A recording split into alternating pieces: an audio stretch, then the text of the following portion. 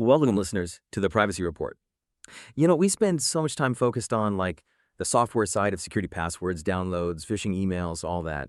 But maybe the real front line, the foundation of digital security today, is actually hardware, stuff you can't even see.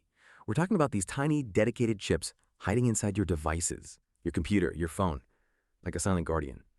So today, we're going to get into two of the main players here, the Trusted Platform Module, or TPM, and Apple's Secure Enclave.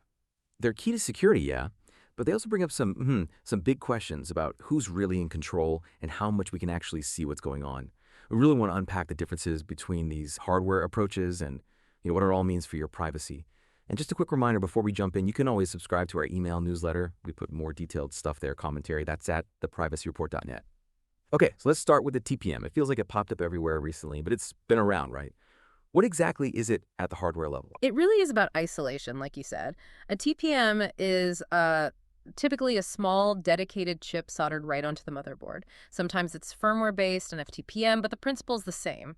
Its whole job is to be separate from your main processor and your system memory. It's designed to hold really sensitive stuff, mostly cryptographic keys, completely sealed off. Sealed off from the main operating system, like Windows or Mac OS. Exactly. So even if malware gets deep into your system, even if it compromises the kernel, it theoretically can't just reach over and grab those secret keys out of the TPM. Okay, so it's not running apps or anything. It's like a tiny, super secure vault just for the most critical secrets. Precisely. It does a few very specific, very high-stakes things. It can generate keys, store them securely, use them for encryption or decryption inside itself, and crucially, it verifies the system's integrity when you first boot up. That's called measured boot. Measured boot. Yeah. And that's tied into the standards, right? The Trusted Computing Group, TCG. They set the rules for this. That's right. The TCG defines open standards for TPMs. So, in theory, a TPM from one manufacturer should provide the same core security functions as one from another. Dell, HP, Lenovo. They should all meet that baseline. Which is a big deal for interoperability. It's a huge deal, and it offers a publicly documented foundation. It's actually a really different philosophy compared to what Apple does with the Secure Enclave. But yeah, sticking with the TPM, the reason everyone suddenly heard about it was Microsoft making TPM 2.0 mandatory for Windows 11.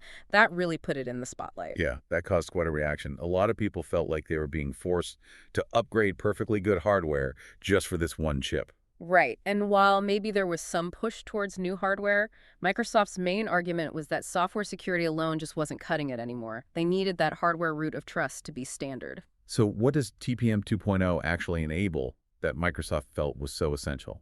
Well, things like Secure Boot, which checks that your operating system files haven't been tampered with before loading. Also, really secure storage for BitLocker disk encryption keys. And it's fundamental for Windows. Hello, the fingerprint or facial recognition login. The hardware keys for that biometric data are protected by the TPM.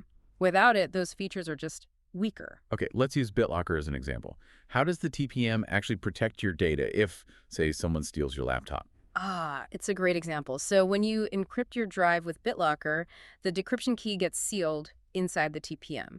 The TPM is set up to only release that key if the system boots up in a very specific expected state, that measurement we mentioned earlier. So it checks the boot files, the firmware. Exactly. If a thief tries to tamper with the bootloader or maybe boots from a USB stick with a different OS to try and access the files, the measurement won't match the expected state. Correct. The TPM sees that something's different, something's potentially malicious, and it simply refuses to release the decryption key.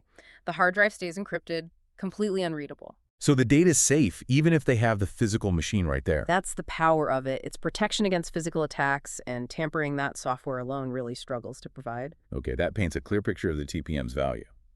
But then there's Apple, who characteristically went their own way with the Secure Enclave. Introduced back in 2013 with the A7 chip, I think. It's central to iPhones, iPads, Macs now. How does it achieve that same kind of hardware security?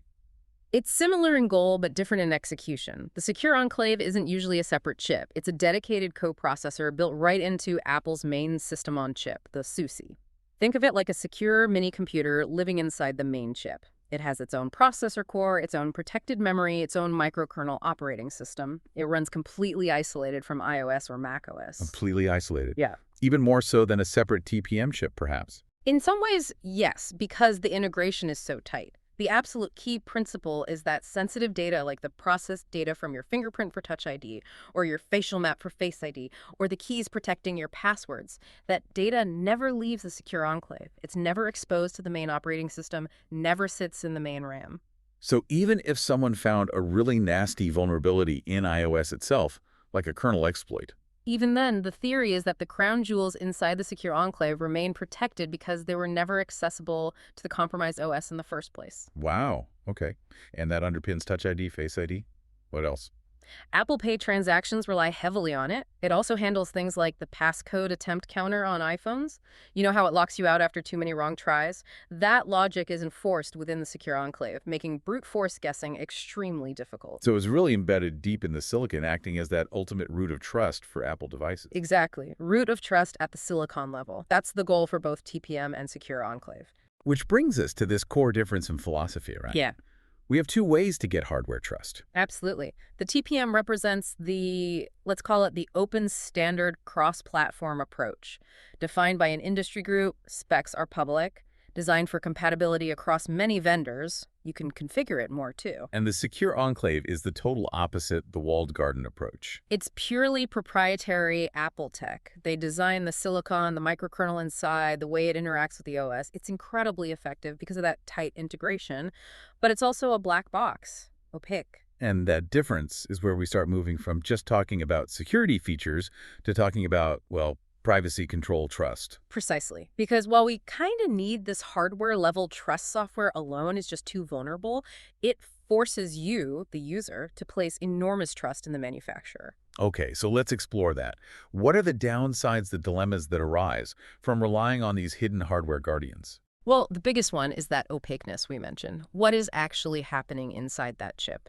You generally can't inspect the code running in a secure enclave or even easily audit the TPM's firmware. You have to trust that the manufacturer, whether it's Intel, AMD, Apple, whoever, has implemented it correctly and without any hidden functions. It requires faith in their competence and their intentions. And with Apple's system, that tight integration also leads to pretty significant vendor lock-in, doesn't it? Oh, absolutely. Services like Apple Pay or even things like Secure iCloud keychain syncing are deeply tied to the Secure Enclave on Apple hardware. If your keys or authentication methods are locked inside that proprietary system, moving away from Apple means potentially losing access to core parts of your digital life. Your ownership is sort of conditional on staying within their ecosystem. Now, let's circle back to the TPM for a sec. You mentioned measured boot for local security, but there's another capability, remote attestation, that raises different concerns. What's that about? Right. Remote attestation is interesting. It allows your computer's TPM to provide cryptographic proof to a remote server, say your bank or your company's network, or a game server that your device is running in a known, secure, untampered state. Okay, sounds good for security on the surface. Verifying the device isn't compromised before connecting. It can be, yes, but the concern is where it could go beyond just security checks. Could attestation be used to enforce compliance? Imagine a future where a service doesn't just check if your machine is secure, but if it's approved. Is it running an unmodified operating system? Does it have software installed that the service doesn't like? Is it meeting some specific corporate policy? So it shifts from protecting your device for you to allowing a remote entity to control what your device is allowed to do. That's a big shift in power. It's a fundamental shift. It could potentially move beyond checking for malware to enforcing business rules or content restrictions right at the hardware level. It really challenges the idea of what it means to own your device and your data, especially if the keys managing that data are ultimately tied to hardware attestation. And we should stress, this isn't just about laptops and desktops anymore, is it? Not at all. These hardware trust concepts are everywhere. Android phones have similar technology, often called Trust Zone, plus Google's own Titan M chips in Pixels. Cloud providers are using related confidential computing tech in their servers. Even tiny IoT devices are starting to incorporate hardware security modules. It's becoming invisible infrastructure. But this widespread adoption also brings new risks, right? What happens if the hardware itself is flawed? That's the scary part. Attackers are smart. They follow the defenses. Now they're looking for bugs not just in the OS, but in the firmware inside the TPM or Secure Enclave. A flaw there could potentially undermine the entire security model of the platform. And then there's the supply chain risk. What if someone manages to tamper with the chip during manufacturing, before it even gets put into a device? That kind of deeply embedded compromise would be incredibly difficult, maybe impossible for an end user to detect. So trust has to extend all the way back through manufacturing and design. It's complex. Very complex. Which leads to the idea that maybe the ideal future involves finding a balance. We need strong hardware-based protection, but ideally, we'd also want more transparency and maybe even user control or auditability. Open, auditable hardware security seems like a good goal, but But maybe not the direction things are currently headed, especially with proprietary solutions gaining ground. it's a tension for sure. So maybe the thought to leave everyone with is this. As security gets baked deeper and deeper into the hardware, controlled by chips you can't inspect, how does that change what it means to actually own your device? If the core functions, the keys to your digital kingdom, are managed by this inaccessible component, where does the manufacturer's control really end, and where does your true ownership begin? Something to think about. Well, thank you for tuning into this discussion on the Privacy Report. Yeah, thanks for joining us. We hope this gave you some food for thought. Please do like and subscribe wherever you get your podcasts. And just a quick note, this discussion was created with the assistance of AI. We'll talk to you next time.